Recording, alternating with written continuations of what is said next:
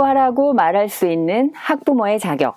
이 강은 학습자 타임라인 이해하기입니다.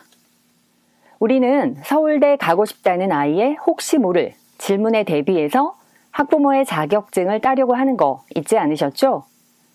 그러기 위해서 단언컨대 오늘 강의가 전부라고 할 만큼 중요한 내용입니다. 서울대 보낼 수 있는 방법을 크게 두 가지로 배우게 될 건데요. 1편에서는 정시라고 들어보셨죠? 즉, 수능 성적의 관점에서 타임라인의 중요성을 말씀드릴 거고요. 2편에서는 수시 관점, 즉 학교 생활 기록부 중심으로 타임라인을 이해하게 되실 거예요. 10분 후면 알게 될 쉬운 내용이니까 무슨 소린가 싶어도 쭉 들어보시면 됩니다. 여기서 한 번쯤 우리가 짚고 넘어가야 할 단어가 있죠? 바로 타임라인인데요. 타임라인이 뭐냐면 시간의 흐름이라고 표현해 볼까요? 거의 대부분의 학생들은 시간상으로 초1부터 고3까지 12년의 타임라인을 거쳐가게 되어 있어요.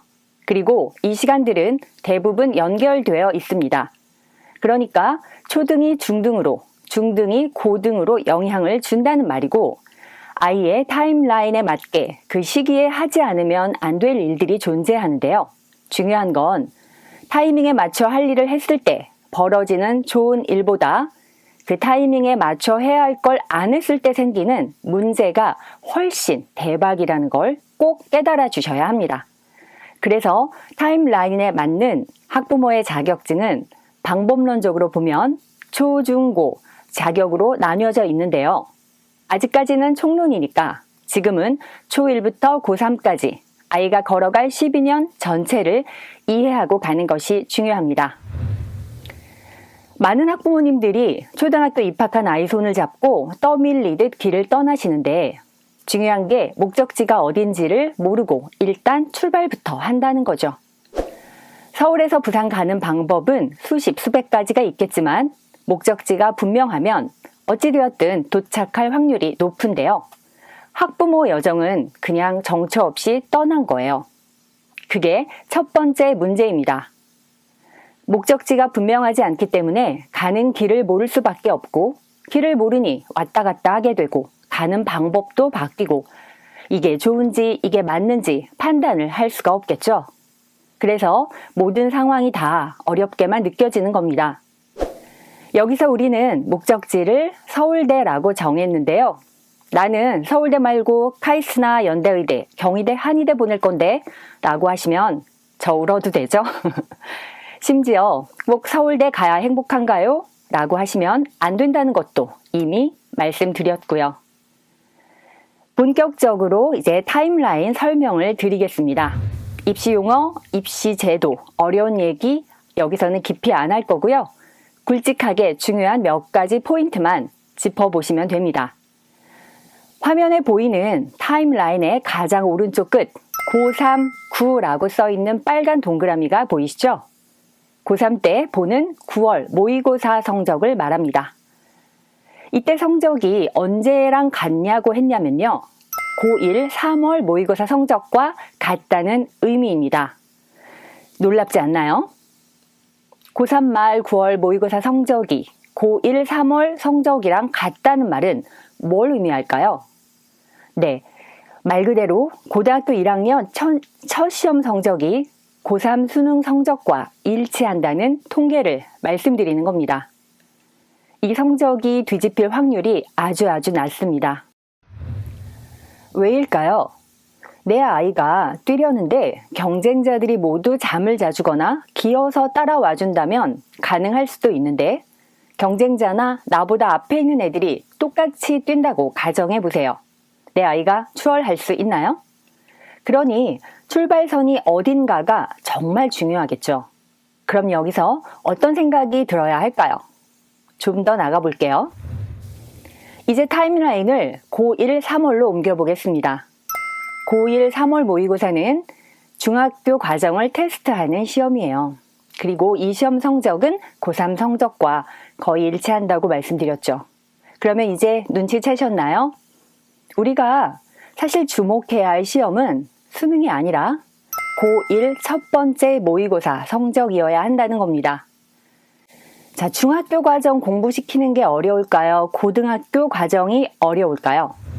그럼 공부 언제 시켜야 한다는 말이죠? 그래요. 중학교 때죠.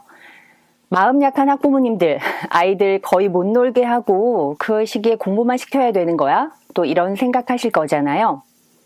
지나고 보면 학부모님들이 가장 힘들어하시는 시기가 이때였고요. 가장 아쉬워하는 시기도 이때입니다.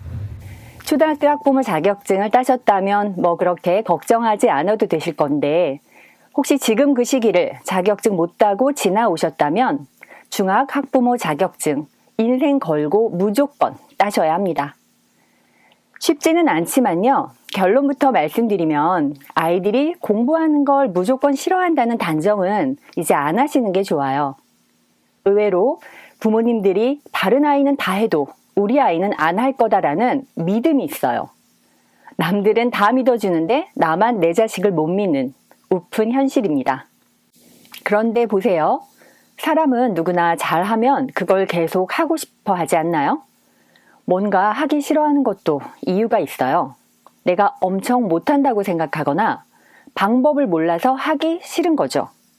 오히려 뒤집어서 아이가 공부를 잘해버리면 어떨 것 같으세요? 한 번이라도 진짜 잘해버리는 거죠. 그러면 안 시켜도 해요.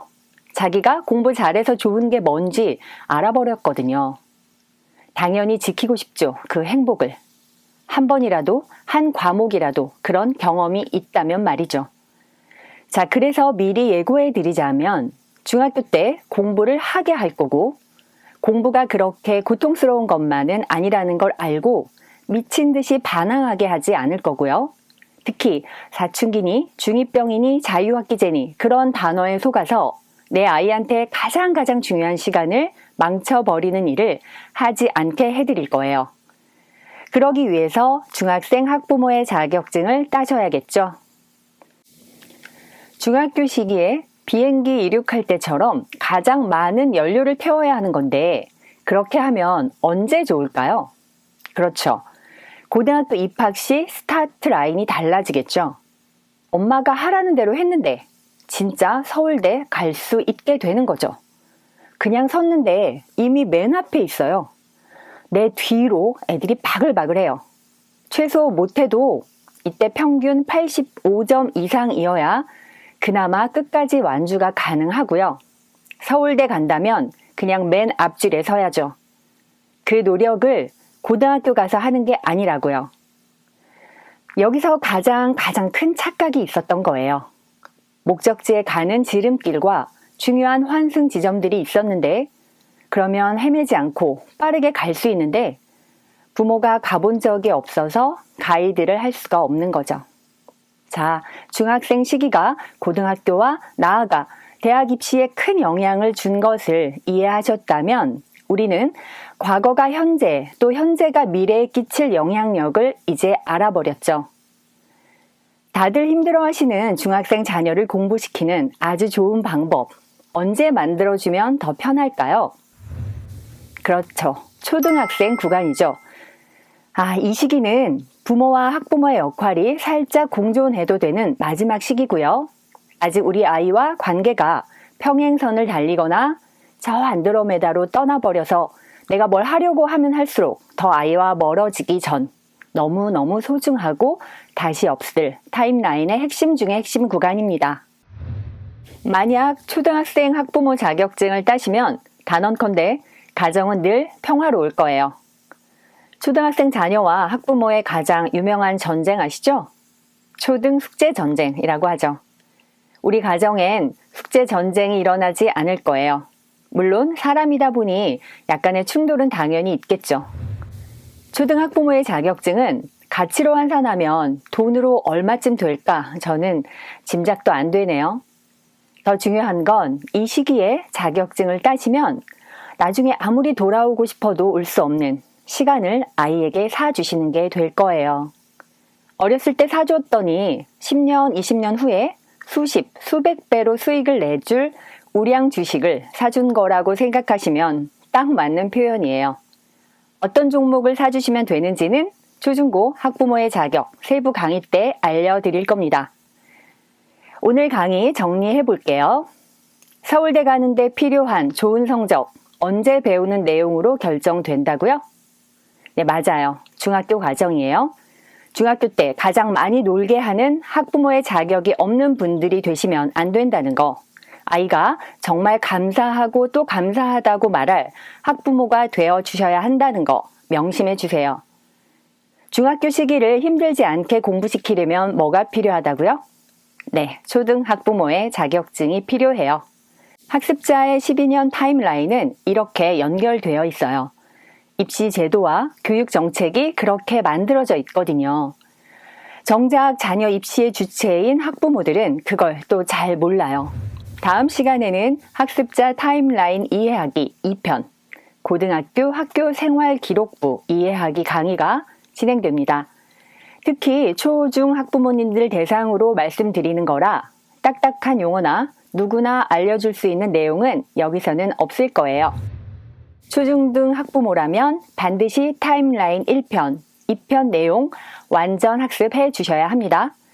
초중 학부모님이 반드시 사야 하는 초대박 우량주 종목 정보와 같은 거니까요. 다음 시간에 만나요.